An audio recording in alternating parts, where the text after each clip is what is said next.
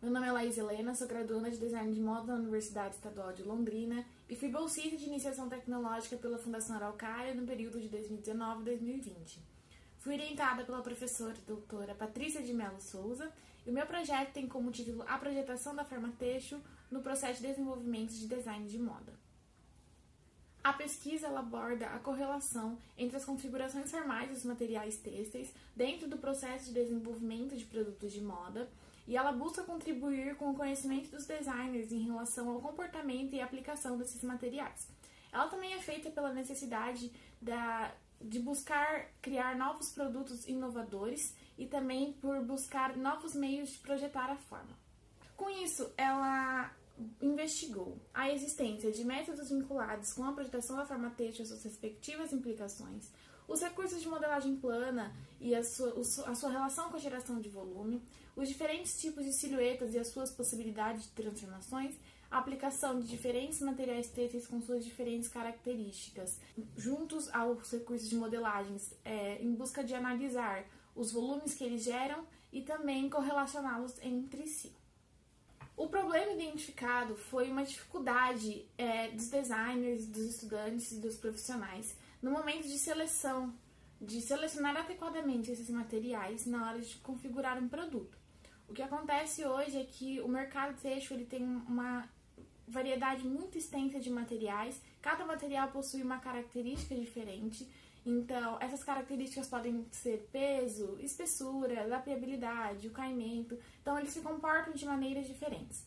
O que acontece hoje é que os designers, os profissionais ou os estudantes muitas vezes pensam em um produto, eles escolhem um material para esse produto, só que no final, quando o produto já está finalizado, ele percebe que ele não atingiu o resultado que esperava, porque aquele material não se comporta da maneira que ele necessitava para atingir tal resultado. Então, selecionar o material mais adequado exige conhecimento e habilidade.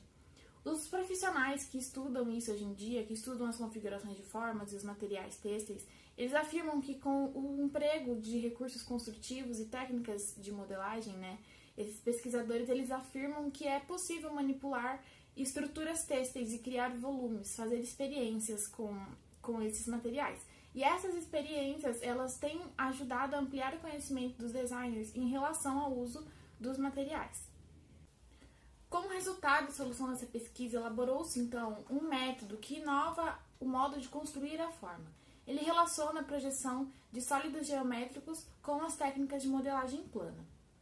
Esse método, ele surgiu de um processo que foi bibliográfico e exploratório, onde foram estudados os comportamentos desses materiais e também as diferentes estruturas de silhuetas que foram construídas com a ajuda de técnicas de recursos de modelagem e confecção. Foram feitos estudos sobre dois designers japoneses. O primeiro foi o Shingo Sato e o segundo foi o Issei Miyake. São dois designers que utilizam da modelagem como um método para criação e experimentação e que são muito conhecidos pela geração de produtos inovadores. Com base neles, foi construído dois estudos experimentais, então.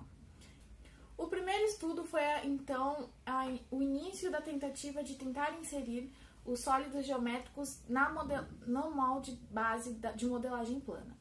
Foram feitos estudos acerca dos conceitos dos sólidos usados, que foram pirâmides e prismas, e também estudos acerca da sua planificação, que foi uma das partes mais importantes para entender como os sólidos se formam e como que eles ficam de maneira bidimensional. Então, por meio de várias práticas investigativas, foram feitos protótipos e aí conseguiu-se chegar num raciocínio lógico onde seria possível reproduzir a inserção, o risco dessa modelagem para criar esses produtos com a inserção desses sólidos. Essa linha de raciocínio que conseguiu-se chegar para construir esses produtos foi o que se tornou o método. Ele possui 4 etapas principais. Cada etapa possui passos a serem seguidos para que você consiga realizar a modelagem. A primeira etapa ela é a de seleção, é onde você escolhe o molde base que você vai querer utilizar e qual prisma ou pirâmide, qual sólido geométrico você vai querer combinar. A segunda é sobre o risco da modelagem. Então, são os passos que auxiliam na maneira em que se deve riscar a planificação do sólido sobre o molde base. Na terceira, os passos auxiliam a identificação das partes da modelagem para que você, depois, na última fase, risque e corte sobre o tecido e confeccione o produto. Essa linha de raciocínio é interessante porque esse método ele faz uma lógica inversa à mulagem. Ao invés da gente tentar inserir os sólidos, as estruturas tridimensionais diretamente no manequim, a gente tenta fazer um caminho inverso, indo da bidimensionalidade para a tridimensionalidade. Então, a prática investigativa é feita toda em cima da modelagem plana. A experiência é toda feita com a modelagem plana. Como segundo estudo experimental, esse método ele foi reproduzido, então, 2 vezes. 2 produtos foram gerados. O primeiro foi a combinação de um molde de base de uma saia meia godê com um prisma triangular. O segundo foi o molde base de uma blusa manga dolman com uma pirâmide triangular. Cada modelo de peça foi confeccionado em 4 tecidos distintos para que se observassem depois em uma tabela as diferenças ou não de caimento, volume, estruturação e assim compará-los e entender mais sobre esses materiais. Então, aqui a gente pode observar os produtos que foram gerados. Na primeira foto, podemos ver, então, eles juntos, né, a blusa e a saia. Podemos ver que as formas que são geradas são muito interessantes, inovadoras e diferentes. Na segunda foto, temos uma tabela onde foram colocados os produtos confeccionados nos tecidos escolhidos, que foram o neoprene, o brim, o bember e o cetim com elastano. E colocamos também uma vista frontal e uma vista lateral para facilitar a comparação dos comportamentos dos tecidos. Essa tabela possui os 2 produtos juntos, mas foram feitas 2 outras tabelas da mesma maneira, só com a saia e só com a blusa, para também ter uma observação mais específica. Então, como potencial de mercado e diferencial competitivo dessa pesquisa, pode-se dizer que a análise dos modelos ela permite sim confirmar a eficácia do método, primeiramente, porque ele se prova ser um método passível de reprodução, passível de fazer vários produtos, não é um que funciona apenas para um tipo de produto. A manipulação das silhuetas e a aplicação dos diferentes materiais possibilita a criação de produtos inovadores com caimentos e volumes diferentes e também contribuem sim para ampliar o conhecimento em relação aos materiais que são usados. Quantos mais materiais fossem usados, mais seria a possibilidade de comparação e conhecimento deles.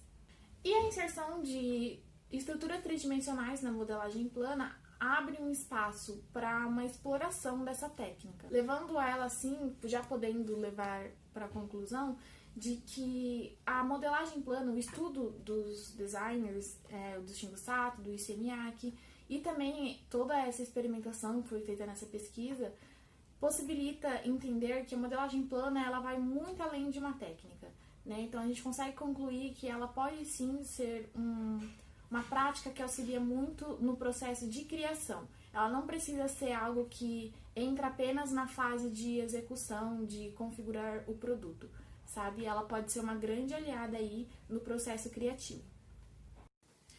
Conclui-se também, então, que através de experimentação e criatividade, a gente consegue encontrar várias maneiras de projetar a forma e gerar volumes diferentes, e que conhecer as propriedades, as características dos materiais é muito importante, pois faz muita diferença sim no resultado final da configuração de um produto.